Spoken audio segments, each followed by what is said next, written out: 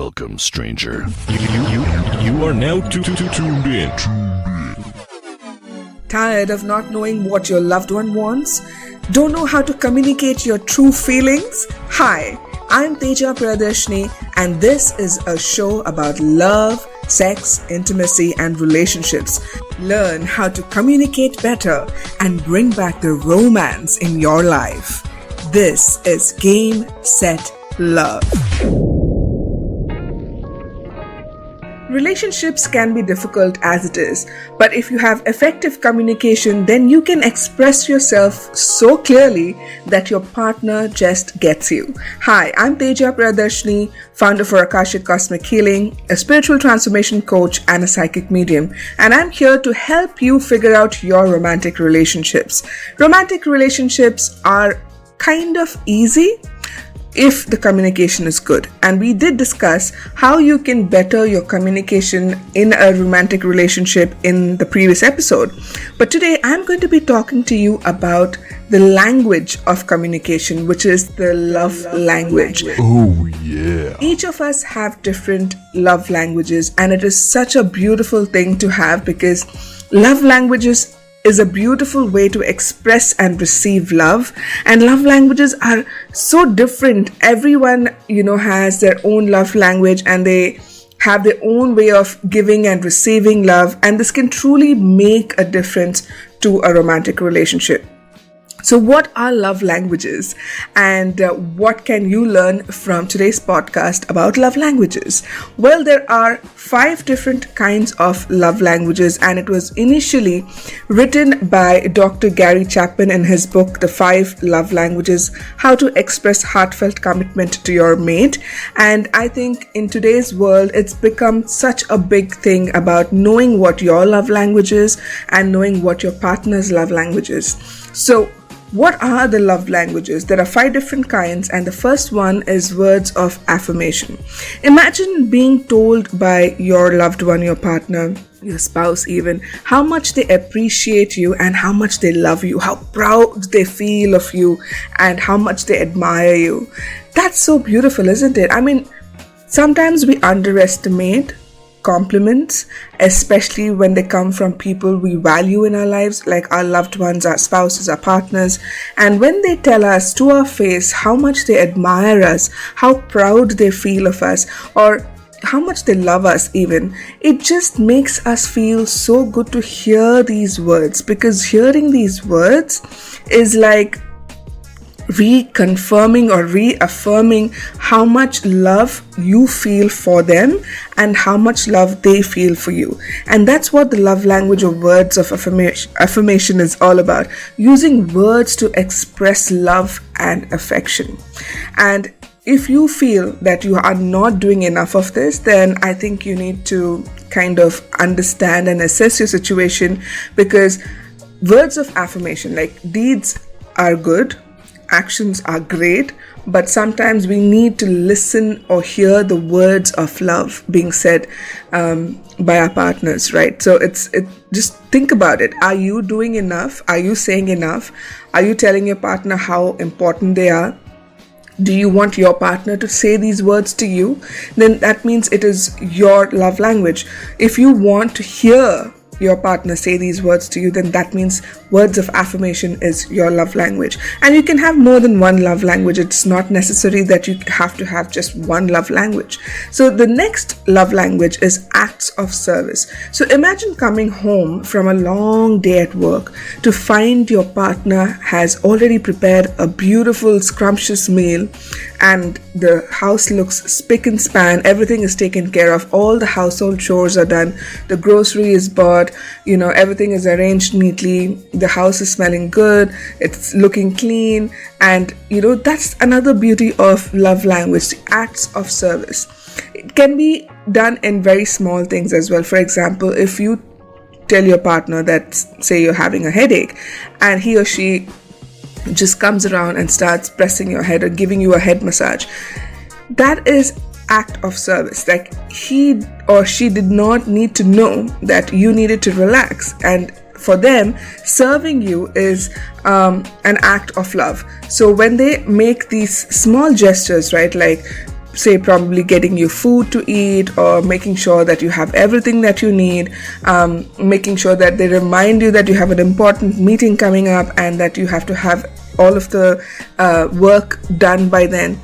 All of these are acts of service, and this is another kind of love language. So if this is something that you want to receive from your partner, then this could be your love language, that acts of service is something that you probably do to your partner, and you expect them to do the same in return, so that you also feel loved and you feel like you're taken care of. So acts of service is another love language, and this could be your language, it could be the language of your partner. So just pay attention to this, because sometimes we take things for granted. When everything is set on the table and the house looks spick and span, we don't really give too much attention to it. So if this is you, then you need to probably pay attention if this is your love language. The third one is receiving gifts. And this, I think, is probably one of my love languages.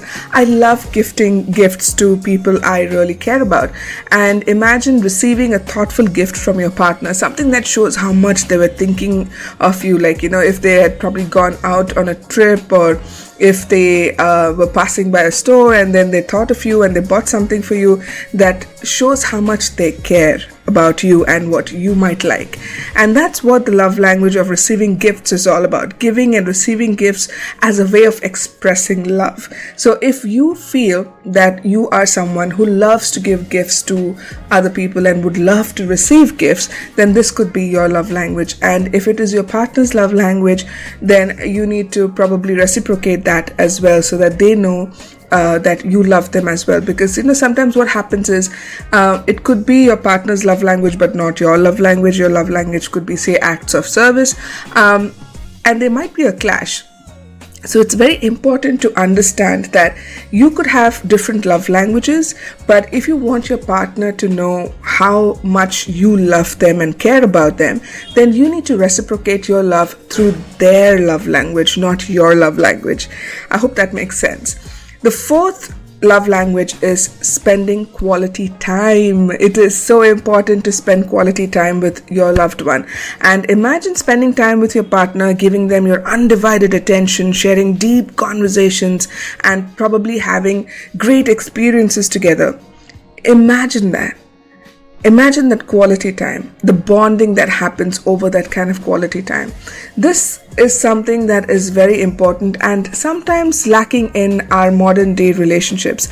We don't find the time to give our undivided attention to the person we love the most. And that is such a sad thing. Our technology and our phones come in the way, and we tend to get distracted quite often, and we don't tend to give our undivided attention at most times. I'm not saying all the time, but most often it happens that we do not have the kind of time to spend with our loved one. And when they're gone, that is the moment when it hits you really hard, that I wish I could spend more time with them. I wish I could do all of the things they wanted to do together.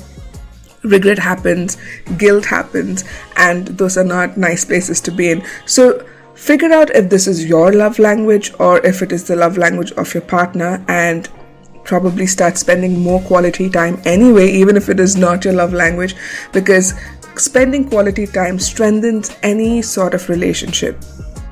Okay, the last one is the most interesting love language of all, and I think a lot of us have this as our love language, which is physical touch.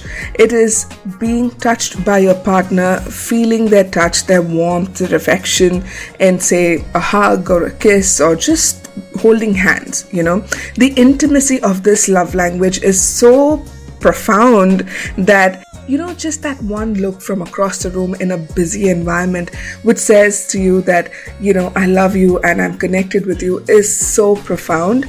And physical touch as love language is very, very intimate, because PDA happens and most of us are not very comfortable with a public display of affection, but a few of us are, and it depends on your love language totally. Because if you're someone who likes to be connected physically, touching and feeling each other, then that is the way you're expressing your love and care for one another. So if you're not someone who's too into this touchy-feely way of expressing your love, but your partner is, you need to understand that the only way your partner would understand that you love them or care about them is through touch. So even if you do not like expressing yourself probably in public by touching and feeling, you can talk to your partner about this and say that I'll probably give you all of that physical touch when we are alone by ourselves, but not in a public area. Like, public display of affection is not my thing. If you tell them that, they will probably understand. But you need to clearly communicate this with your partner so that they are not confused with, whether you love them or not.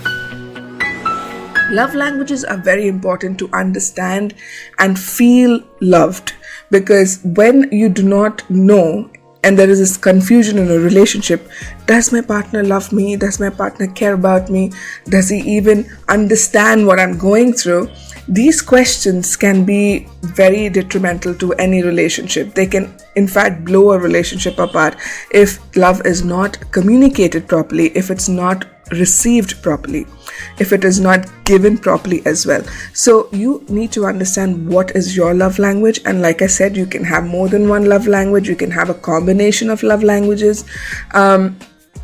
Understanding what your love language is and understanding what your partner's love language is will solve half your communication problems, because when you're able to give what your partner wants to receive as their love language, and you're able to receive from your partner what they feel is your love language, then the communication, the bond between the two of you is going to get deeper and more intimate.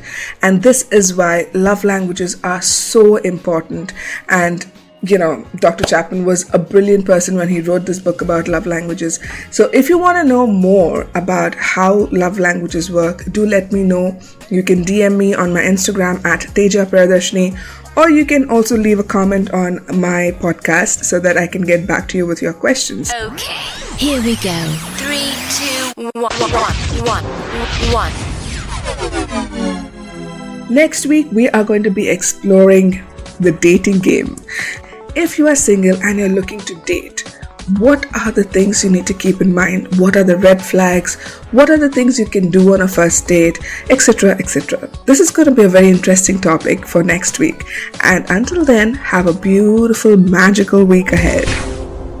This is Game, Set, Love. Tune in every Friday at 7 p.m.